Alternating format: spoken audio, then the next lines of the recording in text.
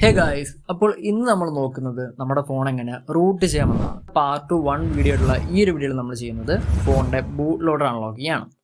അപ്പോൾ ഇതിനായിട്ട് നമ്മുടെ ഫോണിൻ്റെ വൈഫൈ ഓൺ ചെയ്ത ശേഷം നേരെ ഡെവലപ്പർ ഓപ്ഷനിൽ പോവുക. അവിടെ OEM അൺലോക്ക് എന്ന് കാണാൻ സാധിക്കും. ഇത് ജസ്റ്റ് എനേബിൾ ചെയ്യുക. എനേബിൾ ചെയ്ത് കഴിഞ്ഞാൽ നമ്മുടെ ഫോൺ പവർ ഓഫ് ചെയ്യുക. ഇത് കഴിഞ്ഞ ശേഷം ഫോണിൻ്റെ വോളിയം അപ്പ് ബട്ടണും ഡൗൺ ബട്ടണും അറ്റ് സെയിം ടൈമിൽ ലോങ് പ്രസ് ചെയ്യുക.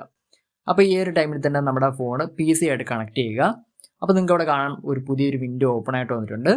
അവിടെ ഫോണിൻ്റെ volume up button long press ചെയ്തുകൊണ്ട് നമുക്ക് ഡിവൈസ് അൺലോക്ക് മോഡിലേക്ക് പോവാം.